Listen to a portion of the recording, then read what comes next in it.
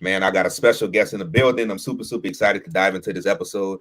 And before we even get into the guests, man, y'all already know what we advocate, man. We trying to inspire the African diaspora to travel the world, to share amazing destinations, and to have amazing people like Navad here. So I got a guest, man, in the building. This is something new that y'all never heard before, man. We about to dive into that van life on this episode. We about to dive Hey, into let's that do it. van life. So this is my man Navad McNeil, man, aka Navad the Nomad.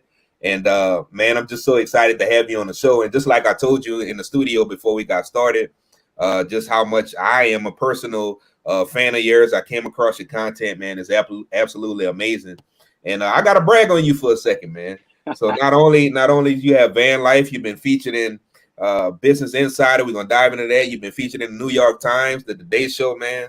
So man, you're doing big things, man. So I just want to give you your flowers, man, before we get started, man. But welcome to the Thank you, show. bro. Thank you. I appreciate it. I'm glad to be Yeah. here. Oh yeah, definitely, man. So I mean, we're gonna dive into it. We're gonna dive into it like this because I think before we get into like the meat and potatoes of the questions about van life, about traveling around the country, man, let's talk about your why. Like just share whatever you want to share with the listeners and the viewers, man. Just kind of your background, where you're from, and what made you want to get into this type of lifestyle. What caused that? What created that? Yeah, man. So I'm from a small town, North Carolina. It's a small town called Princeville. Very, very small town. And so, yeah, people are definitely not doing anything like this. We might do a little fishing, a little something like this, but camping and RVing, that definitely wasn't something we were doing. But I think for me, I think I wanted to get into it because it was like I needed something to get out of my shell. I was always, like I said, an outdoors person because we did a little of that. But as far as it's just like going this far with it, traveling and seeing the country and all that stuff wasn't that far. I think Virginia was probably as far as I had been before doing this. So that's what, about 100 miles or so. So it was just something I wanted to get into, like I said, to get outside of my shell and just really be able to challenge myself to see what I could really do. So I got started. I was around like 26 and the pandemic had hit. And I was like, it's now or never. Yeah, So, I just bought the van and went for it. And so from starting from the very beginning to making the decision to do this, because I was a person where I always would second guess myself, talk myself out of everything. So mostly all I did was go to work, go home. That was my life. So from just the decision to doing it, to get in the van, to building it out, and just so forth and so on, it was just challenging myself to get outside of that comfort zone the whole step of the way. So that was the whole why, man. got you. Yeah, 2020 was challenging for everybody, right? Yes. And I think that just based on what you call yourself, we could talk about that very quickly because we talk about different eras in history. We talk about the Renaissance era, where you had a lot of disease, you had a lot of different things, but art, beauty came out of that. And I think Hmm. 2020, I don't know if Oh you yeah. agree with this or not, brother. I feel like 2020 Yes. was like the year of the nomad. That's when people said, you Yes. know what? I'm not going back to the office. You know what? I Yep. can I can figure out how to do something online. I can try to start something. A lot of Hmm. people wasn't thinking business. They wasn't thinking um, converting to a simpler lifestyle Yeah. until the pandemic hit and we were stuck in the house and trying to figure out what we're gonna do. And I don't know Yeah. about you, bro, but Netflix and chill. I got tired of Netflix and chilling. Yeah. Yeah. It I like didn't to take be that long. outside. I like to be outside. So, and let's dive into I guess some of the challenges, man, that you came across with, converting over to that lifestyle. Did you build? And I seen some of your reels, your van build. Did you build your entire build by yourself? Did you get help? So I always say I did about 70 to 80% of it myself. I had help with laying the flooring because I had did it and it just kept coming apart. So I had somebody walk me through how to lay like laying the actual, because I have like actual wood that you have in the house, like wood flooring in the van. So I would connect it and I'd start driving and it would just all slide apart. So I had some help with that. And then cutting the ceiling fan that I have in, cutting that hole in the roof and sealing that fan down. But all the rest of it I did myself, the electricity, building all the furniture, plumbing. I did all of that and I had never done anything like that in my life. So it surprises me. I tell people every time I step in the van, it surprises me myself. If I didn't have videos and pictures of me doing it, I probably wouldn't believe it either. So Yeah, definitely. Did you where did the because I know you wanted to do it for yourself for the mind for the mind for the mindset and just the time in the pandemic, but did you have or did you have any inspiration, anybody or like a group of people, or maybe you came across some people that already done it before you that kind of inspired you to get into the oh van life, man. or just something that you say, you know what, man, let me Well, get going on and shift to that mindset. yeah. Well, see, it was something I had thought about. I've told that story before. I had faced homelessness my senior year in college, Mhm. and so I was driving a big SUV, and so I had thought about it then, but nobody was really doing that, and so I had thought about buying a small RV then. But my friends had talked me out of it and was like, dude, that's crazy. So I just ended up moving on campus with them. So the idea just kind of died down. That's like 2014. So then 2020 came around. I saw some people, like some videos of people going viral. There was a page, Gypsy Tribe. And there was a few other people. I remember just seeing their videos, and I was like, oh, wow. So this is a thing now. Because I was just going to buy an RV because I have nowhere else to go in 2014. 2020, I'm fine. I just wanted to do something. So I was like, oh shit, this is a whole lifestyle. This is a whole thing. So yeah, man. So I started seeing the reels. Other people were doing it. So I was like, I'm gonna go for it, man. It's a thing. It's a community now.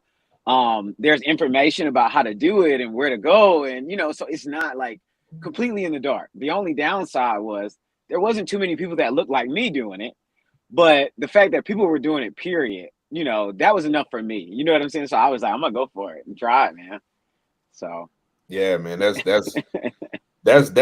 That's dope, man. I think like I think people would love to know this, man. What's a typical day look like for you, man, on the road? What's a typical day?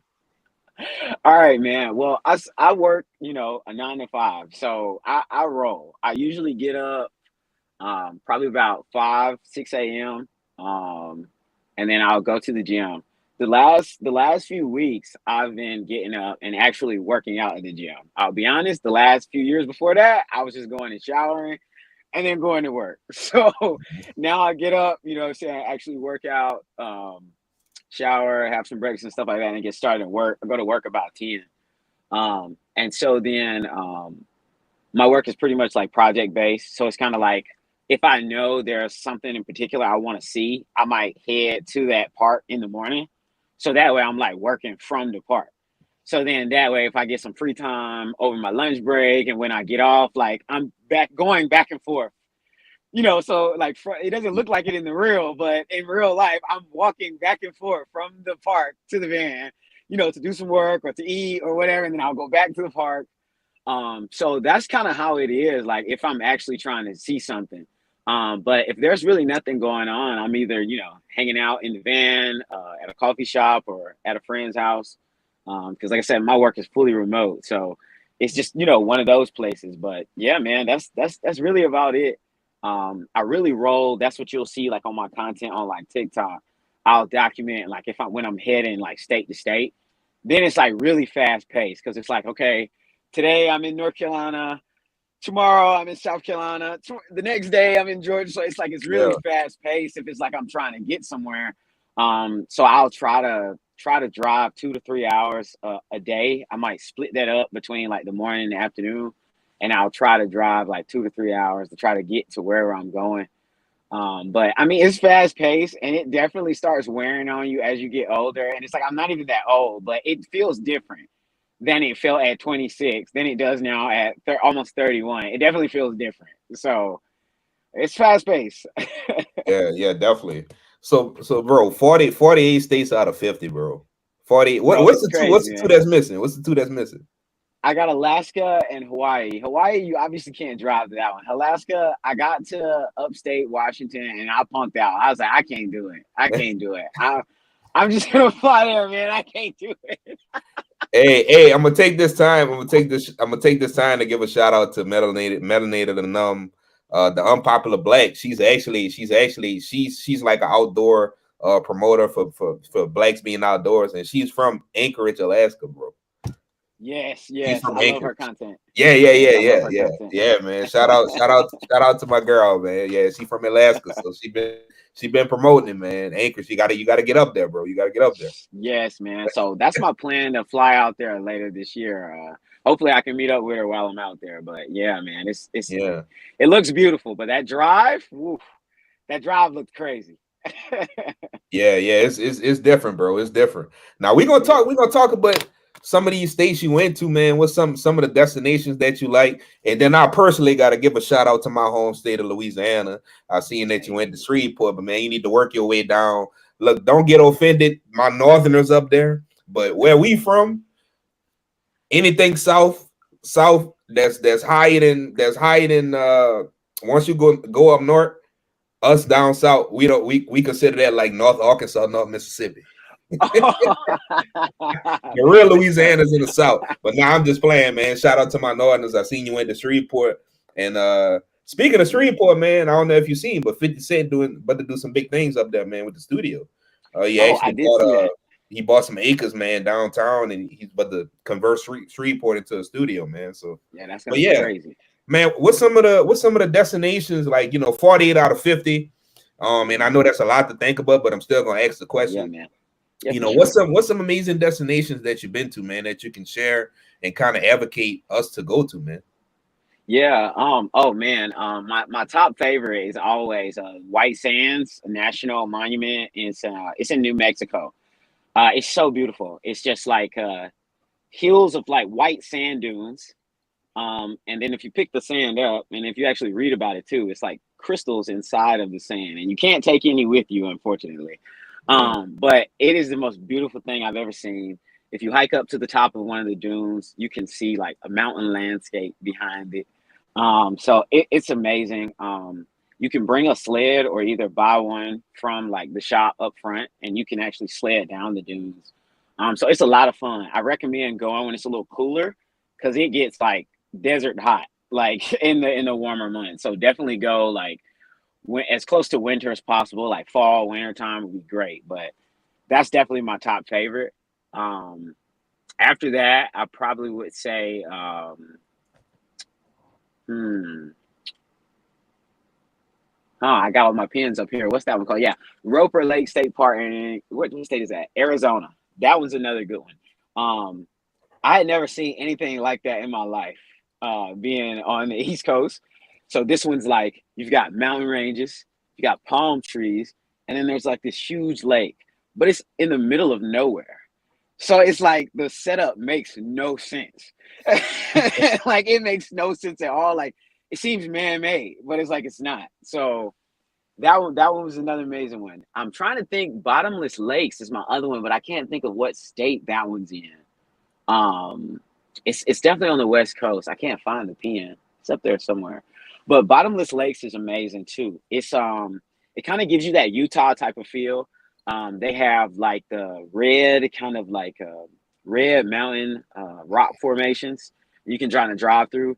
And the big thing with this park is they have what they call these bottomless lakes. And so there's these lake pools at different elevations throughout the park. So I went up about halfway, but it goes really high up. And I was like, all right, that's it for me. But I went up about halfway, and they have these green lake pools, and they're bottomless. They don't know how far they go, so you're definitely not recommended to jump in. But it's a sight to see, man. So it's just the West Coast blew my mind. I saw most of these like on my first kind of like major road trip when I drove from North Carolina to California. I saw most of that stuff, and I was just like, wow, man, America! I didn't know we had it like that. Yeah, Um, yeah, yeah, but bro. yeah, man, but those three are probably my favorite. Oh man, I'm just looking. I can use this as a list. My these pins I kind of got from all of the parks I've been to, but man, I think those are probably my top three, though, man. Those are probably my top three. Got you, man. Let's talk about the food, man. You've been in a lot of places, man. What's some of those states that kind of shocked you, that stood out? Yes, yes, man. All right, man. So I'm plant based, but I still go for like soul food, plant based food. You know what I'm saying? So it's got to have some seasoning. um, so Utah caught me off guard. I did Come not on. expect What? that. Utah? Salt Lake City, Utah can burn. I did Bro. not expect that. Did not expect it at all. What else was another good one? Um, I don't know. Charlotte was good. Charlotte, North Carolina, that one was good. I guess I don't know if I say I expected it or not, but that one was pretty good. But Salt Lake City is probably the main one that that one completely blew my mind. Like I'm just eating the food like, from quesadillas to mac and cheese to burgers to like just what else? I even tried tofu bites. There was pizza. Like I just tried all different types of types of stuff, and it all hit. So that was probably my favorite and most shocking, probably. Yeah. So, bro, come on now. Now this is my time to add. You probably already know what I'm gonna say. Man, you gotta make your way down to New Orleans, man. I do, man. I You gotta do. make your way down to New Orleans, man. And I get that do. real. Get that real. You talk about Yes. plant-based, man. We got a million restaurants in the city for you to go to, man. You already know what we do Okay. down here, man. Hey, let's do it. Let's do You it. I'm already gonna make know, that man. plan. I'm gonna make Yeah, that bro. plan and do You it. gotta check it out, man. You gotta I check it bet. out. Man, let's talk. And this is a question by one of the viewers, right? So they actually asked like a day before our interview, um, just some of the challenges, man. Like, since this type of podcast is the Evergate for us, they were interested in knowing some of the challenges you may have experienced, or maybe some things. And I'm not specifically talking about racism. I'm just Mhm. talking about challenges that you've had while going through some of these states, primarily the southern states, and maybe some states that maybe shocked you, that the vibe, But what type of challenges, like as you've been traveling the country, that you've seen or you noticed, or it's just based on the culture of the state and you just had to adapt to it? Mhm. Hmm. I'm trying to think. Aside from like some small, like you said, aside from small racist stuff here and there, I haven't had a huge issue. Other than like you said, other than like if you go up north, the people don't have as much southern hospitality, so it's like Mhm. really fast paced, hustle Yeah, and they don't bustle. speak. They don't speak. Yeah, yeah. So they're like, so that's different, So it's like each time you get to a different region, kind of adjusting. But my family's from the north, so I kind of expected that one. But then I think it's regardless of the region, I think it's when you get in places that they don't see a lot of black people. I think that's the same thing as like if you're going out of the country too, and especially a lot of black people in this space. Um, then I mean you get some odd looks, or people may ask an odd question. Like for example, I always get asked either who do I work for, or either something about renting my van. I typically get asked that question Mhm. versus if I'm in somewhere like at the South or something like that where there's mostly, people of color. It's more like what made you get into this? Like, the questions are different. Right. So I mean stuff like that. But honestly, it's been a positive experience, man. I didn't expect that. And most of my followers are concerned for my well-being. But I honestly haven't had that issue, man. I haven't had that issue, praise the Lord. But like I just said, that's just a small thing there. Like I said, if I'm in somewhere like, North Dakota or somewhere, and then I stop at a, Theodore Roosevelt National Park with my van, I'm the last person they expect to hop out. And you know what I'm saying? So Yeah, yeah, that's facts. That's facts. That's facts. yeah, so it's like, but I don't take it offensive because yeah, it is surprising. So but like nobody's ever like done anything other than look, you know what I'm saying, to make me feel uncomfortable or anything like that. So it's been a positive experience for me, man. But I do tell people also though, but coming from the South, I know people may be familiar with like the Green Book and how people of Yeah. color kind of traveled in the past. And so I always tell people, I guess, like my parents are older, so they kind of grew up during segregation and things like this. So that's how they travel. That's how we grew up traveling. So I just kind of naturally travel that way. So like for example, I only stop at like major gas stations. that are like posted on the sign. I'm not doing the mom and pop gas stations. It's not happening. I don't ride with my gas tank below half. I've always got food. And these are in the green book. And I didn't know that until like the movie and all that stuff came out. Yeah, That's when I found it out and I correlated the two. And I was like, we traveled like that all my life growing up. So it's just kind of like, so I think that's another thing that I tell some people. I think that maybe part of what's made my experience more positive and different is that I naturally travel those ways. So I'm not in certain areas.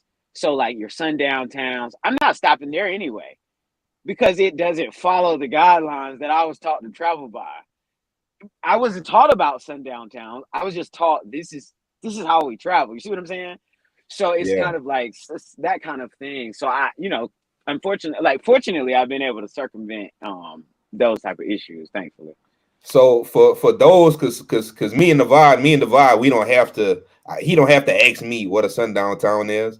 But Yeah. for the listeners and for the viewers that are not originally primarily from the deep south, primarily from the deep south. So what a sundown town is? A sundown town is as a person of color, as anybody of color. That's a town that you do not want to be in whenever the sun goes down. So that's why Yeah. we say sundown time, just for clarity for everybody to understand. Yeah. Right? We get it because we from the Yeah. south. But for Yeah. those that are from the East Coast, West Coast, or you may some of the listeners that maybe listening abroad that want to start exploring America, Mm-hmm. and you're in the diaspora, you need to listen, right? So we still have sundown towns here. You don't Yep. want to be around certain towns at night. So that's what we mean by sundown towns.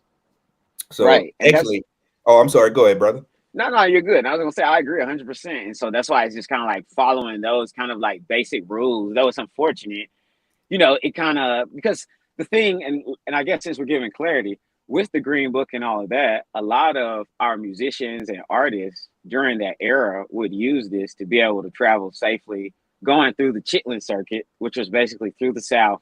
So it allowed you to be able to know what hotels you could stay at, what restaurants you could eat at, and be served with dignity going through the South. And so, like I said, following those same means, it kind of allows you to like, bypass all of those towns and stuff, even still today. So yeah, man. Definitely. You kind of already alluded to it, but I'll still ask this question, brother. Is when it comes to, because we know you converted everything over into, the van into the RV van life. When it comes down to maintenance, do you have a daily routine for that, or all checks, or how do you go about doing like your daily, maintenance routine to make sure that your vehicle is up to par? Yeah. So if I'm gonna be moving around, I'm definitely will be checking like getting a fluid check. Some people don't know. I might stop at like they have like the instant fluid places, the quick lubes now, like Hmm. a Valvoline or something like that. They'll do a free courtesy check. So that's something I started doing because I'm not carrying all those fluids on deck. So I'll just stop by one of those. They open up pretty early. Let them check everything. If something needs top off, then they'll do it. But if not, it's like I said, it's a free check. So that I check and I'll check my air. So that's kind of something I'll do if I know like I'm really gonna be putting some miles on. But as far as like the back of the van, like the living space and stuff like that, it's mostly like dumping your toilet. You know what I'm saying? That kind of situation. Because I have like a porta potty, like a portable porta potty. So dumping that on a regular basis, and then your water system for like your plumbing. So dumping your dirty water and putting in your clean water, like that kind of thing. So that's really about it. The toilet and the water, maintaining those, and then just regular grocery. So I think that's just kind of as needed stuff. But like as on a day to day basis, no, not really too much. Gotcha. Man, let's dive into, man, some personal growth and reflection for a second, because for one, Yeah. man, like I told you before in the studio, man, this your story is just so inspiring, man. You got me wanting to look on Facebook Marketplace right now for a bus or a van and try Right. to figure out how to. I may be calling you to get your ass over here to help me build it, but Let's get hey, it. you got me thinking like, man, like Yeah. maybe I need to start looking into this. But from a personal growth and I guess a reflection standpoint, man, um, man, what have you learned about yourself through this journey? That's big. What have you learned about yourself since Oh 2020, God, bro? I man. mean, we in 2024. What have you learned from yourself through this journey, this 4 year journey? Like it sounds egotistical, but like honestly, I'm still just trying to find like where the limit is.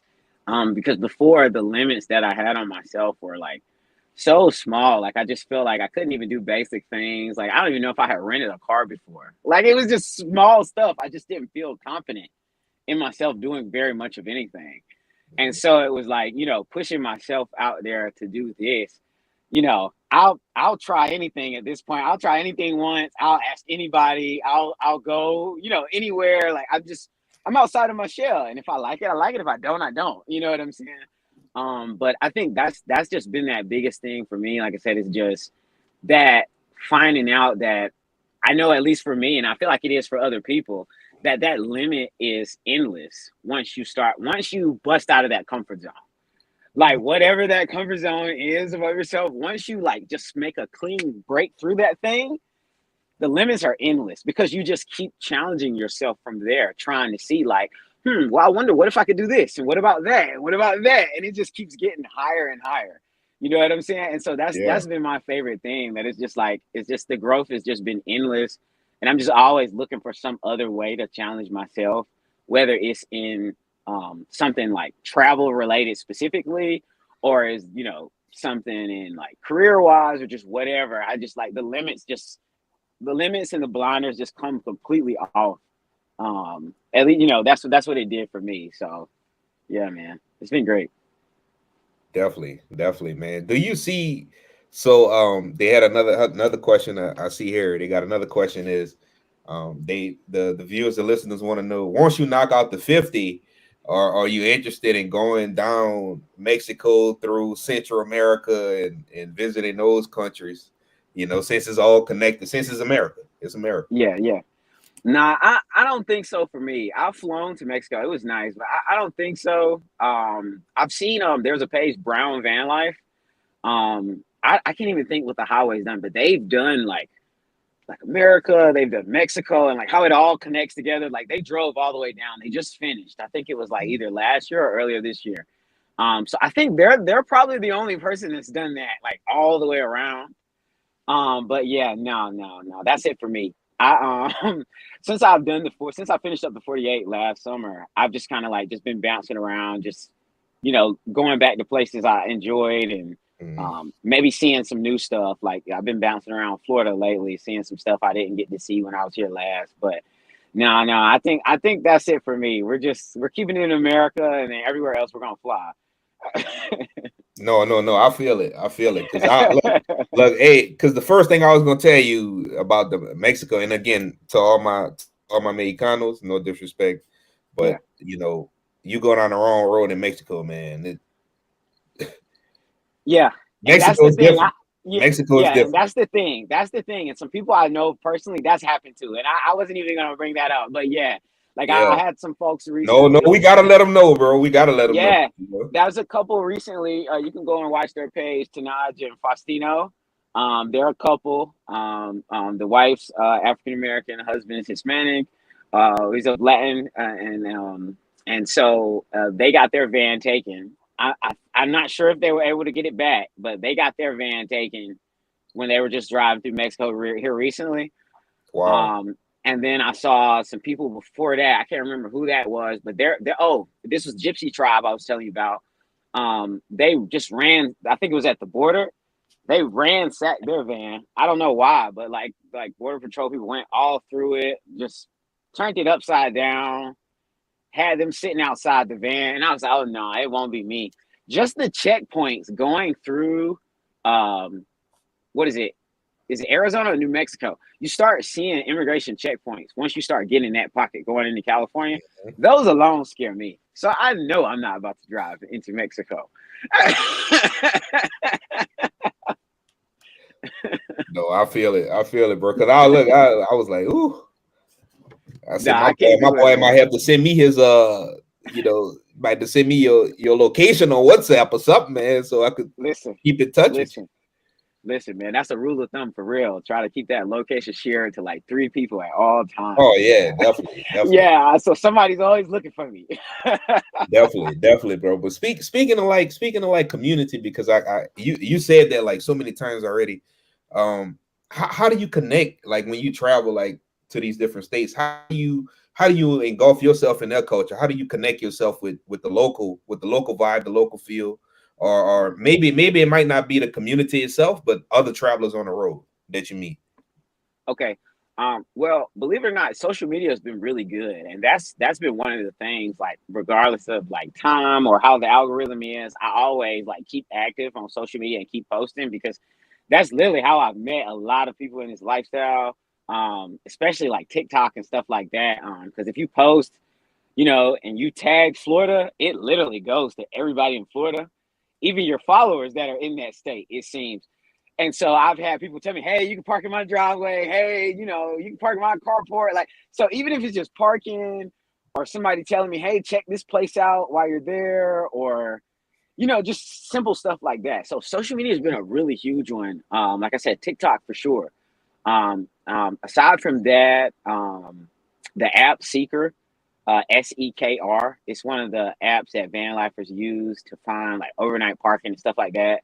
They also have kind of like a social media piece to it, to where you have a profile and you can add people and stuff like that. And then you can also like find people that are around you, like within a certain 50 to 100 mile radius. And so if you guys want to link up, you could do that. So yeah, man. So honestly, just mostly like apps and social media and stuff like that.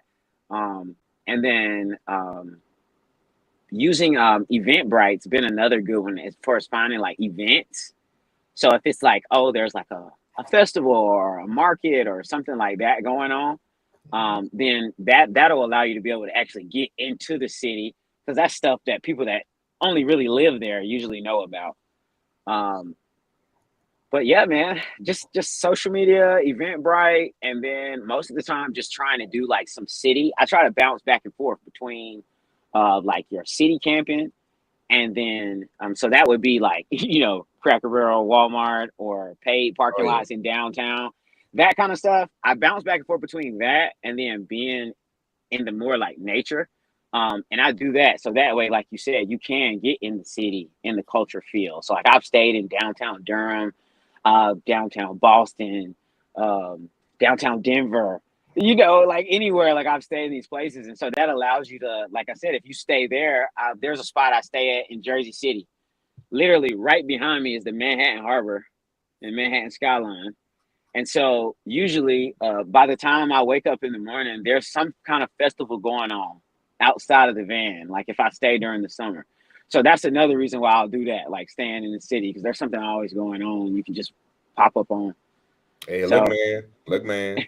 You yeah, missing, you man. missing essence. You missing essence right now, man. Essence, but the stuff, man. I'm just look. I gotta promote the city, man. I gotta promote the city. Next year I'm gonna do it, man. I got to do it, man. Look, they got Essence Fest, they got Voodoo Fest, they got uh Jamaican Fest, like Jerk Chicken Fest. Like, man, I'm telling you, man. I'm telling you. Also, you need to come down here.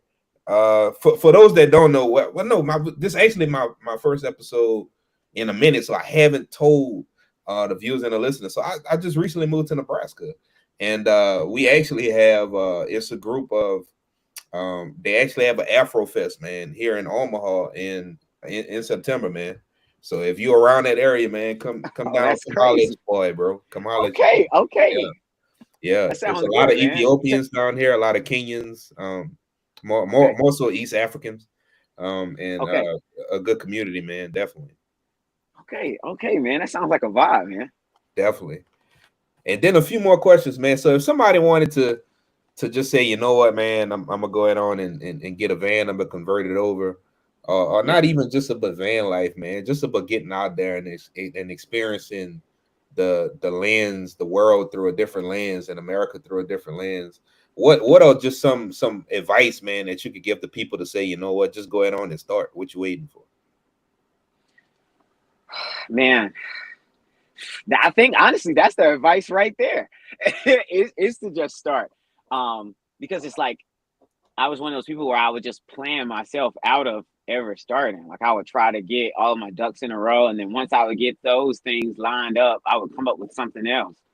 And so it was just kind of like we spoke about earlier. Like I said, the pandemic hit, and I was like, there was just no better time than ever. Now I don't know what's gonna happen. So it's just like you really just have to go out there and just do it. Some people will say if it's van like they want to do, or they'll say, oh well, the particular van they want may be too expensive, or I work too much, or I've got kids. I gotta wait till my kids finish school. That's when I hear a lot, stuff like that. And I'll tell people like, man, even if you can just do it on a weekend basis, because like, I'll tell people if you scroll down my page, it didn't just start just driving from here to California. Like, I drove from like here to like Virginia Beach. I think that's like 2 hours away. That was my very first trip with the van. After that, I think I went to Folly Beach. That was about 4 hours away. So like my first trips were really small weekend trips. One, because I was scared to death because I didn't know how to do any of this. I hadn't ever really been away from home. So it was just like I took it small. So that's always my advice to people, that it's like, whether it's tent camping, you camp in your car, you rent a van or RV, just like you said, just start, man, and just do something small, and then you can just grow from there. And then if you don't like it, you don't have to do it again. But it's just start small. Right. Definitely, man. And I'm gonna leave you with this, man. And I notice your photography as well, man, and every other thing. How can we go ahead and, man, support you, man, on your journey, throughout the country? What are some of the ways that we can support you, man?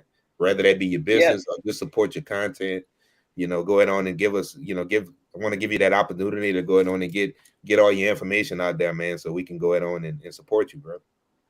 Yeah, man, appreciate it. So yeah, my handle is Navad the Nomad on everything: Instagram, TikTok, YouTube. Also my website. You had mentioned my travel photography. Yeah, man, I've been doing photography. Oh my goodness, man. How many years is that? I don't even know. Since I was about 17, 18.